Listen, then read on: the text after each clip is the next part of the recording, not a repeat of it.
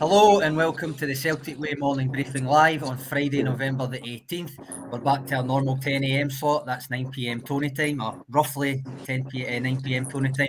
And today's episode is a bumper Q&A, so we're looking for you to set the agenda for us. If you get your comments and questions in, we'll try and get through as many as we possibly can. But first, with me today, as you can see, is TCW news writer Aidan Macdonald. And live from somewhere just south of the Sydney Opera House, I think, is Tony Haggerty. Good day, boys. How are you both? Yeah, good. Yes, good day indeed, or good night. It's night time here. Yes, just after 9. Yeah, so yes, I'm in the kind of equivalent of Ashton Lane, if you're familiar with Glasgow, and that kind of nice wee. I'm actually I'm in just outside a pizzeria, Italian, but it's quite apt because my big poor face is sticking in the phone camera there as I'm speaking to you. So there you go. Channeling my inner Luciano Pavarotti, seeing as how we're just, as you say, right next to the Opera House. Antonio Pavarotti.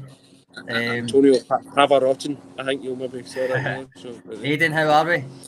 Yeah, I'm good, guys. I'm good. You're not in a pizzeria, are you? You're just no, in no, your in a pizzeria. No, I'm not quite jealous of Tony, but glad he's been able to join us.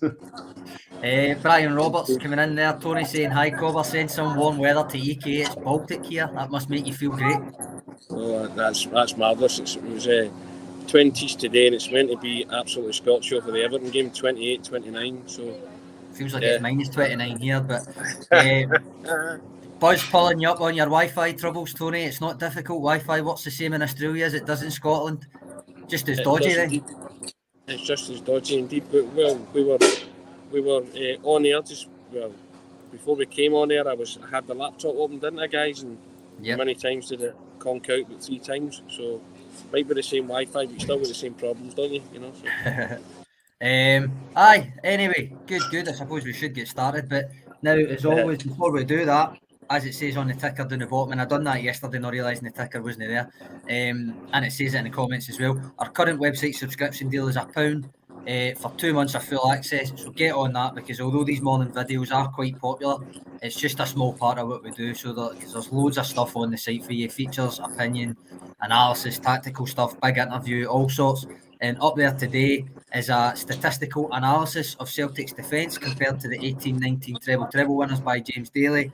There's also Tony's feature after witnessing Ange Postecoglou's homecoming defeat firsthand, and also his second diary from Down Under 2, which is well worth a read, as well as all our match coverage from yesterday. So, lads, first comment I'll throw up is this one from Pete McGee. He says he thinks young Boston Lawwell looked very assured yesterday. He only played about 10 minutes. What's your thoughts, Aidan? I thought he was fine when he came on. He didn't. I think I said in the ratings he didn't really have a lot of time to make an impact. But overall, I thought his passing was decent.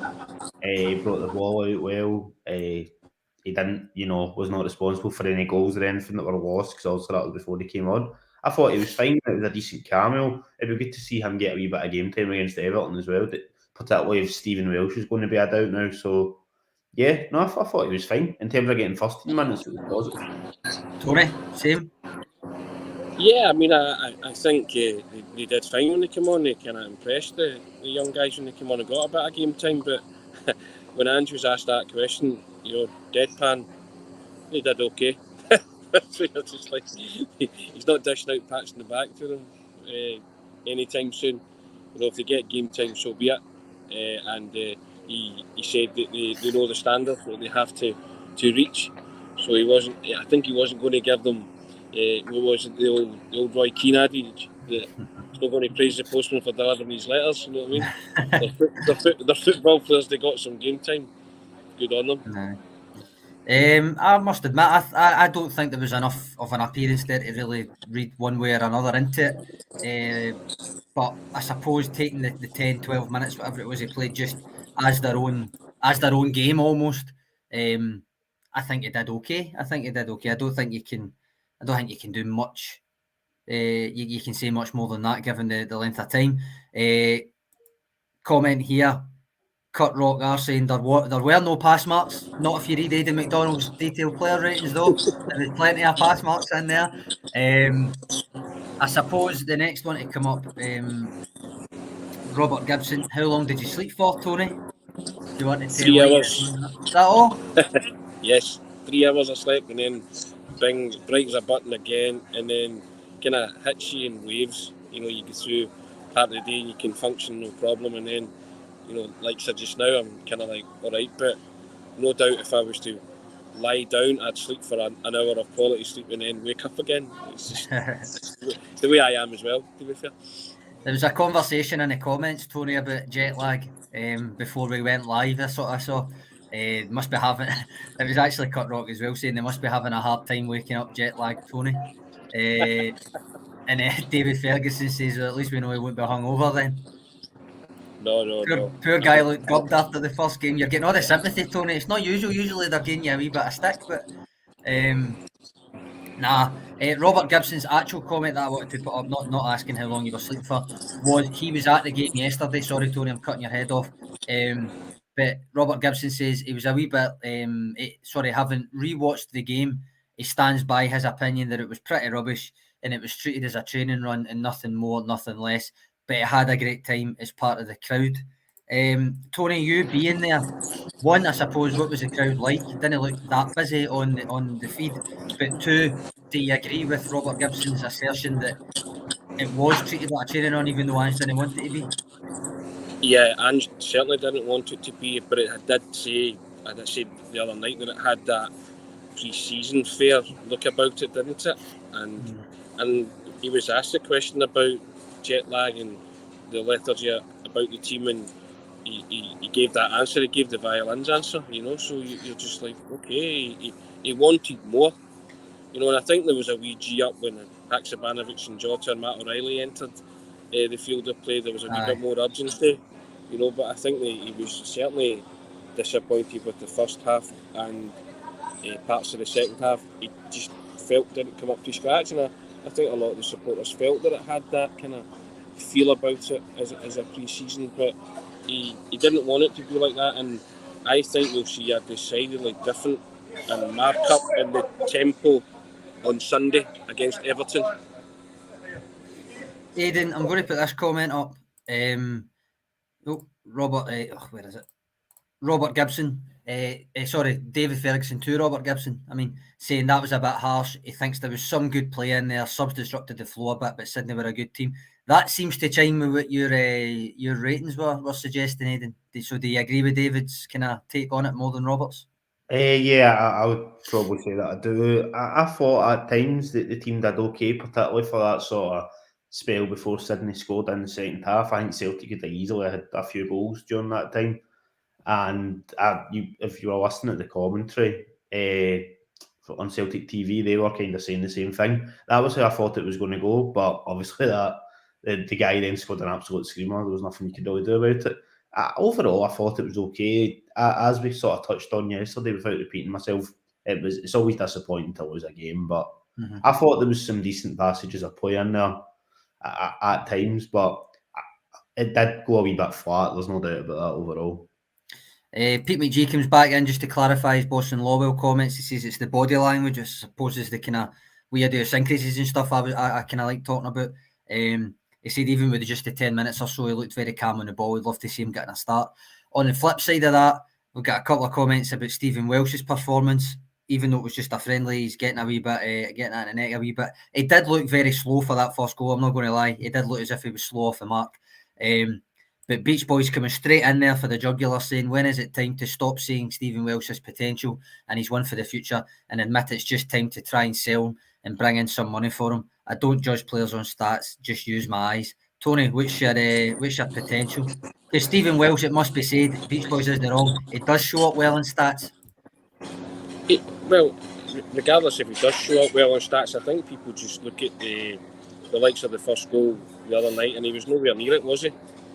And for a defender, if you're nowhere near it, that's what happens at any level. Friendly matches, competitive matches, and at Champions League level, you'll get cruelly exposed if your game's full of deficiencies. And I think Stephen Welsh is one of those guys who you still don't fully trust, because if you did, he would be a regular in the team, and the manager clearly doesn't fully trust him to give him that extended run in the team. And as Beach Boy says, there might be time to finally admit that and look at what you're seeing. And I think a lot of Celtic supporters remain, as well as the manager, remain to be convinced about Stephen Welsh in terms of being a candidate to moving forward, someone who will play a prominent part in the Celtic team moving forward. It was a rotation piece, is what we kind of says about him pre-season, that it would be third, potentially fourth choice, but certainly within the second unit of centre-backs. I think we'd all agree.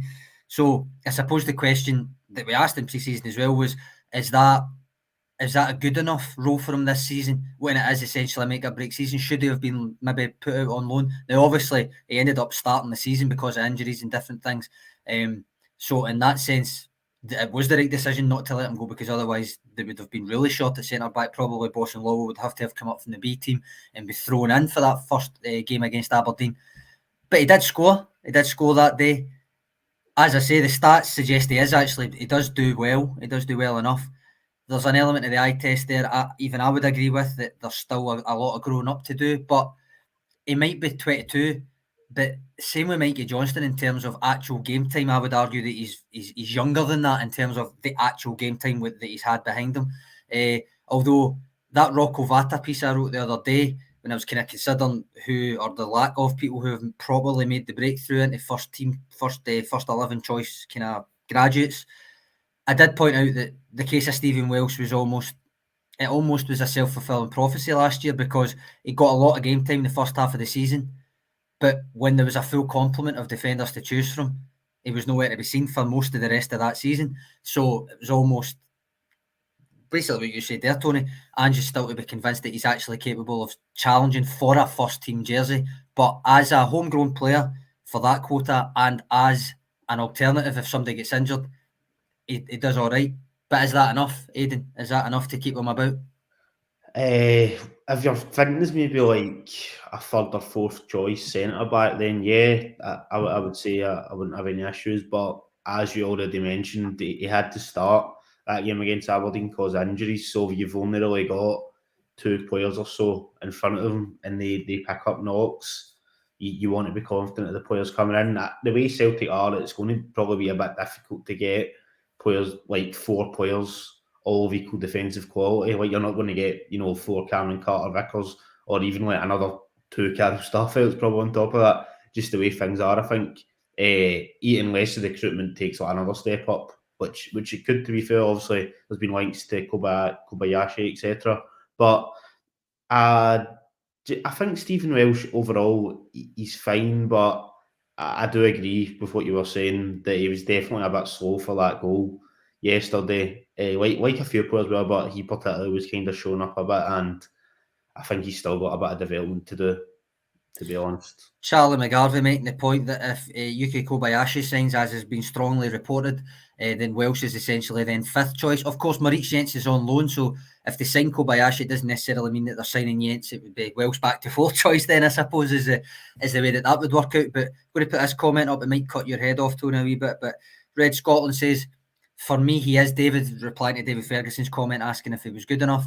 Who else are Celtic going to get? And then he makes a fair point, Tony. I'll come to you with Celtic. Stephen Welsh's Celtic background will make him more likely to accept being 3rd or maybe even 4th fiddle. Foreign players who arrive are less likely to accept the same, perhaps. Do you agree with that? Not necessarily, because I don't think the manager wants 4th fiddle players. I just think he wants a school of players, or a squad of players that can hit the ground running at any given stage. And as I alluded to earlier, I just still don't think he's convinced with Welsh. And every time Welsh seems to take a step forward, he takes another couple back, doesn't he? Whether it be through injury or, the goal the other night, you just thought he could have done a lot more, or he looked slow. Then he get the head knock, so we don't know how bad that is. So I just feel that his time might be better served looking elsewhere in terms of for a loan deal and developing, doing what Liam Scales has done and going to an Aberdeen or someone like that. So you're still playing in the Scottish Premiership, getting regular game time.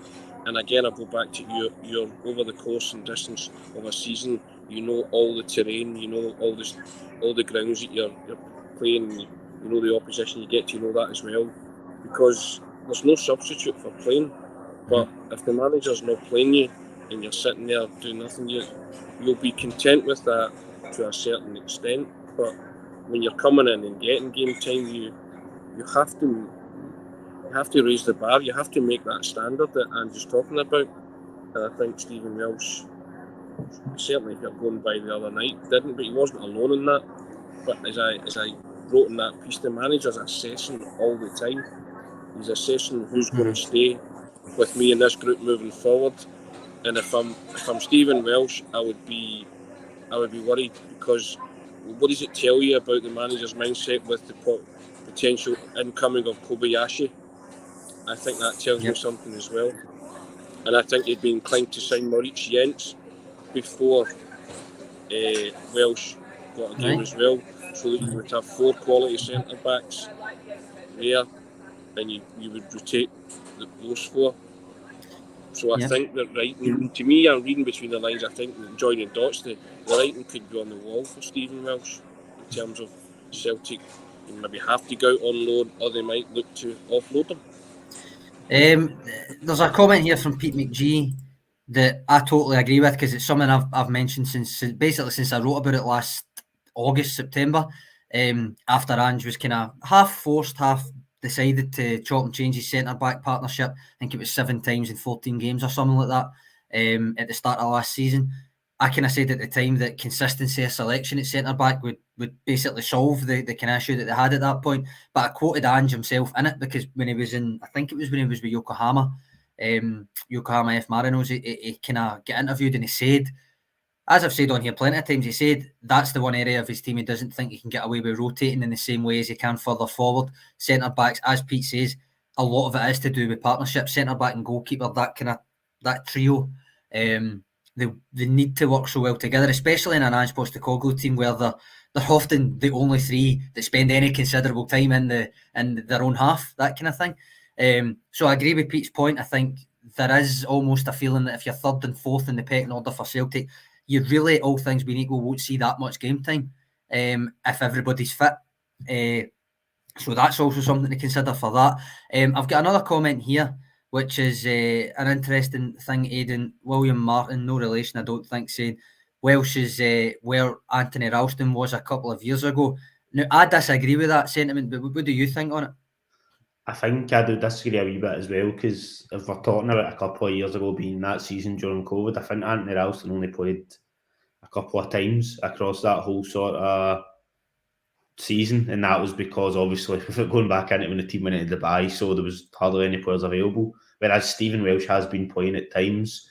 If it's in terms of like maybe 2 players that are struggling a bit, that are obviously, you know, came through the academy etc., then yeah, obviously there is comparisons to be made, but I don't know if I would personally say it's exactly the same, just because Welsh has been involved, whereas Ralston wasn't really in that season.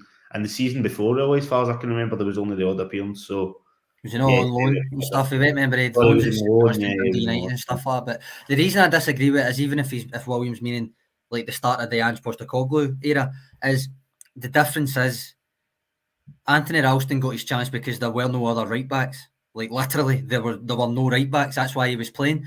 That's not going to happen for Stephen Welsh. He's not going to get that chance. If anything, the closest he's going to come to it was when he got the game time at the start of last season.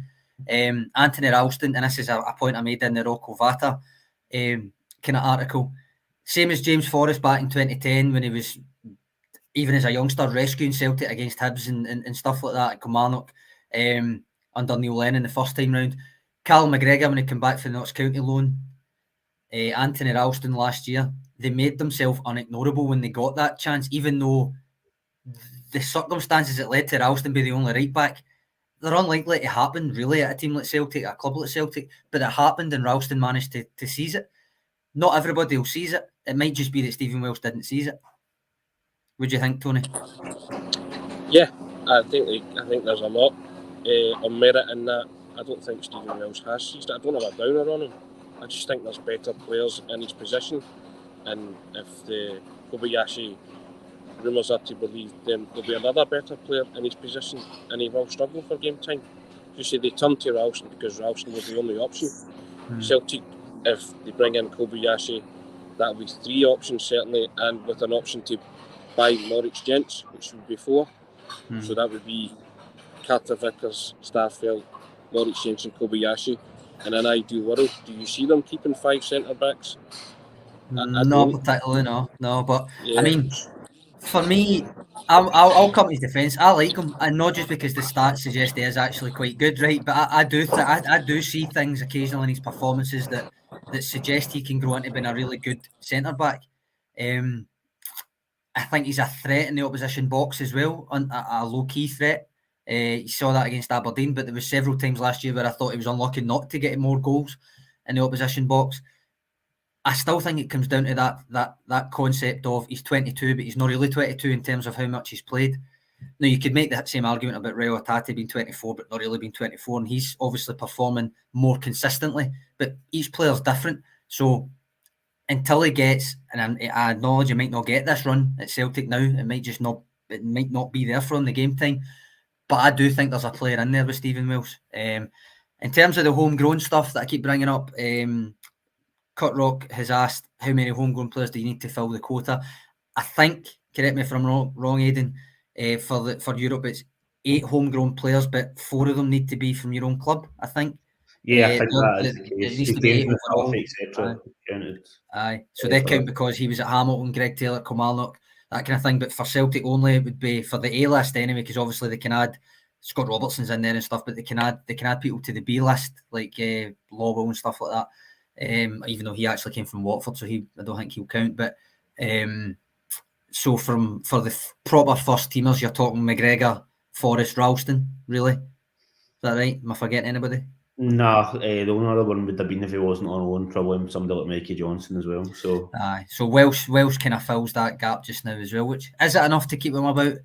I don't know, but I actually, to be fair to Charlie McGarvey here, I think that is a fair criticism, the physical presence, because he's a big enough boy. I think he's 6 foot, right, which is not small, and his physique is not slight, I wouldn't say.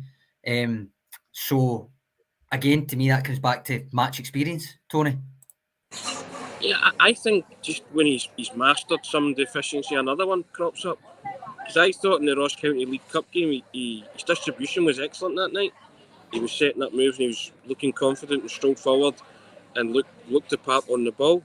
Mm-hmm. And now all of a sudden you look at the other night and he was caught woefully short, wasn't he, in terms of trying to get back to stop that goal.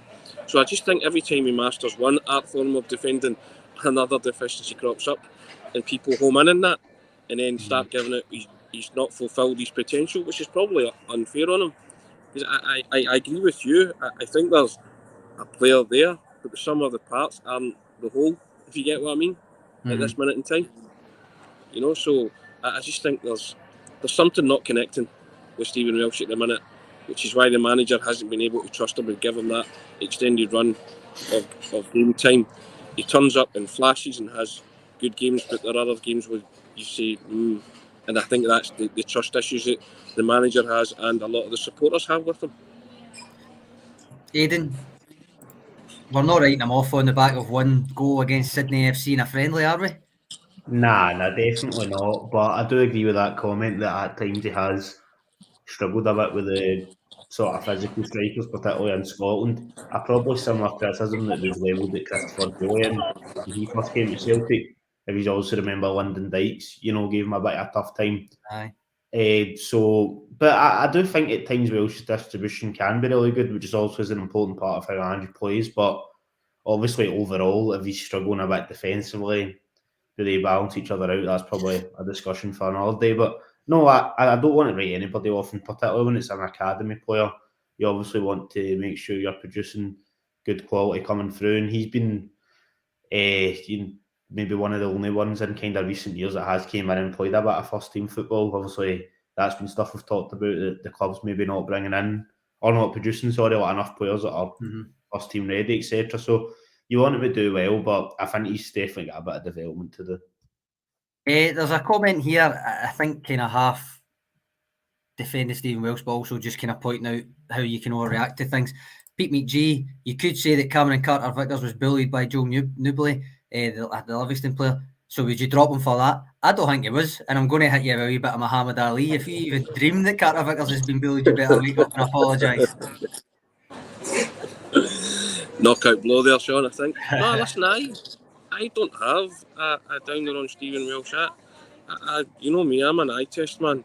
You do both eye test and you'll give me some stats, and he shows up well, and he has, you know, he has some defensive skills that he has mastered. But I guess that, you know, that there are better players in his position at Celtic Park at this moment in time, and I think for the manager, they're his go-to guys. And I think as long as those trust issues remain with Stephen Welsh, then it's fine. And it's not writing somebody off after a friendly match against Sydney FC. I certainly wouldn't do that. And I think there's a real will. You want to see homegrown players do well, don't you? But because you kind of feel responsible when they don't do well, and there's a kind of you feel it a bit more, don't you? And you get upset for them more because you know these guys have come through the club ranks. They've been supporters like yourself, and it's something you would do. You know, if Stephen Welsh has played more games with Celtic than I could ever dream of, and if I ever dreamt of that, then I would apologise to him for that. But you know, you're giving your opinion based on the evidence that you've seen before you, and that's all you're calling on. And it's a growing list of evidence now, isn't it, in terms of the pros and cons of the for and against Stephen Welsh. And my big against is that the manager is kind of looking at defenders now. You know, he had a staple back two in Cameron Carter-Vickers and Starfelt last season. Kobayashi looking likely to come in. Moritz Jensen brought in. So that kind of telling me that, you know, there's something underlying there with Welsh in terms of the way the managers use him. And I'm not for 1 minute suggesting he's a bad footballer. He's a very good footballer. He's a first team Celtic player. But sometimes even that's not good enough. With homegrown players, there's a couple of comments suggesting this, which kind of shows the dichotomy between it. But when somebody comes through the youth system and they make it into the first team, they simultaneously get the biggest goodwill in the world, while also being held to an even higher standard sometimes. And sometimes that kind of counts against you, sometimes it counts for you. You see how many people were getting down on James Forrest when he had fell out of contention with injuries and stuff. And it only takes a couple of good performances and everybody's right back on the Forest train and stuff. And I think a lot of that is to do with the fact that he's a homegrown player. What do you think, Aidan? Yeah, I would agree that academy players probably do get sort of different treatment than players coming in from other clubs or in Scotland or abroad, etc. do. It's just one of those things, isn't it? It isn't going to change. I mean, even I said a few minutes ago I want him to do well, partly because he's came through the academy. So it's kind of just something that's ingrained into you as a fan, etc. Just to sort of say a final thing on Stephen Welsh, I do think that he does have positives to his game, and I do think a lot of that does come from his actual distribution and bringing the ball out from the back. I think that is a strength that he's quite good at, and I can see why that's a big reason that maybe the manager is trying to persevere with him a bit. I know obviously injuries is a reason that he probably did get that start against Aberdeen, otherwise it would have been Starfelt and Carter-Vickers, but I think there is aspects to his game that are positive, and hopefully it's something he can work on. I guess the issue is going to be that if Starfelt and Carter-Vickers remain fit, how often is Stephen Welsh going to play going forward? I don't think it's personally going to be that much. Because I think you seen last season, those two basically just played all the time. Apart from, I think when Starfelt picked up a slight knock or whatever, they pretty much were just in there all the time from when they both signed. So it is going to be difficult for him if that's the case, but hopefully he can, develop a bit more. Pete McGee coming back in saying, and that Sean Reeve Forrest is why we shouldn't hate on our squad players. I agree. They've all got their roles to play. I was big on James Forrest last season when he signed that new deal at the end of the year. This is the kind of thing I was hoping would happen, where you don't need to play him all the time. You might not even play him for 2-3 games in a row, but he'll be able to come on, do a job. Didn't necessarily expect him to get a hat trick so soon or anything, but I still thought he had a role to play in the team. I can't believe we've spent a Q&A for like the best part of 30 minutes just talking about Stephen Welsh's future, right? But after a friendly match, but I'm going to stop the Stephen Welsh chat with Kaiser's comment here.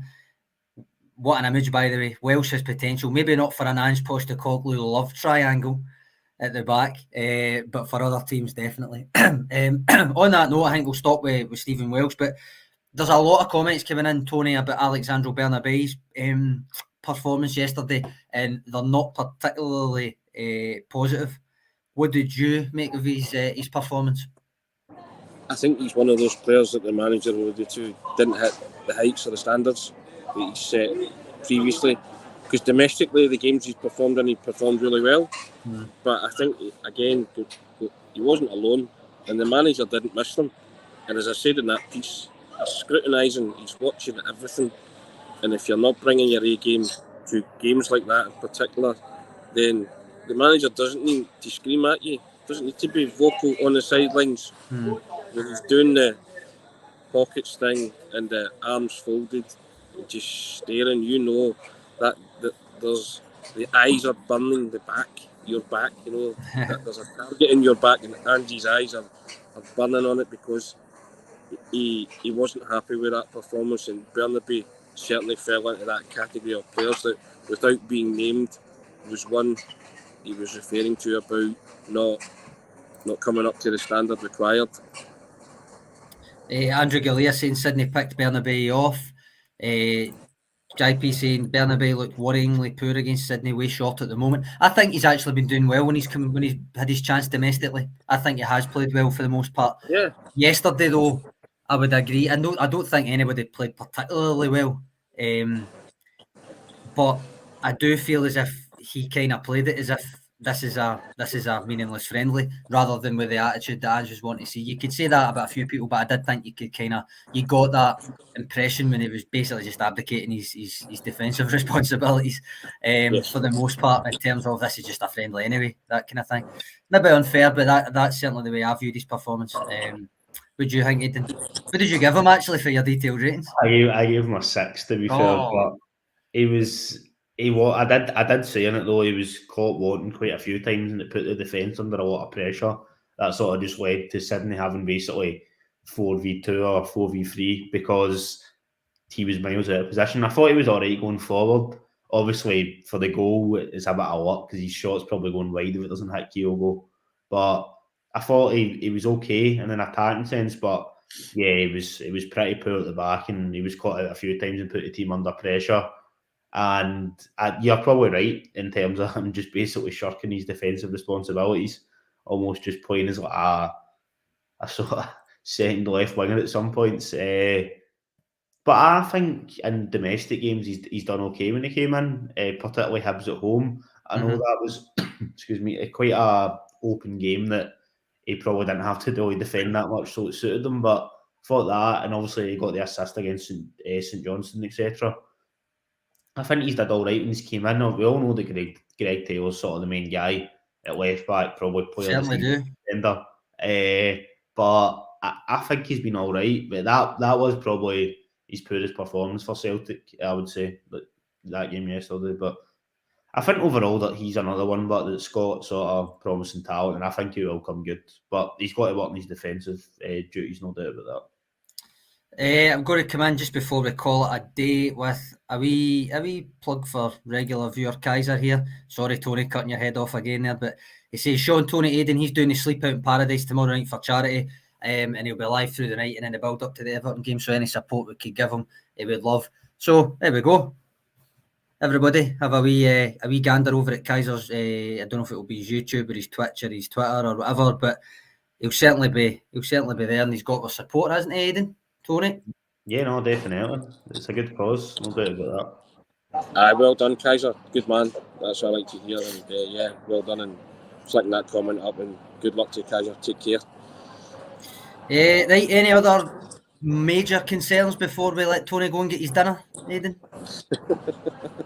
Major concerns. Probably I'm going to be able to stay awake for the Everton game, but outside of that, not too much. I just probably the last time would be just to say that hopefully Celtic do put on a better performance on Sunday against Everton, because they do put out to the fans, particularly those that are over there, those that have travelled over, etc. So hopefully we do see more Ange ball, as it's known, in that game. Tory, is that what you're after when you go there tomorrow? Sunday. Aidan stopped short of saying he wanted to see Glasgow Celtic putting on a show, didn't he? He just stopped short of saying that, but yeah, and I think they will. I think Sunday's game, there's a bit of prestige and glamour added to that one, and I think the real Celtic will turn up for this one. Right, before we go, Beach Boys is saying, Tony, go and get the double pepperoni. It's not my cup of tea really, that one, but there we go. So I suppose time to call it a day there then, guys. Loads up on the site. See over the weekend, there'll be more statistical analysis from Alan Morrison, whose stuff's always interesting. The 3 of our World Cup predictions, including best performing Celtic player, will be going up as well. That will be going out as a newsletter later on today, but it'll be up on the site tomorrow. Couple of controversial picks in there, Aidan, I think. A couple of controversial ones. There's an agenda towards one player. Do you think so? I don't know. We'll let them make up their own mind about that. There'll obviously be the match coverage on Sunday morning as well.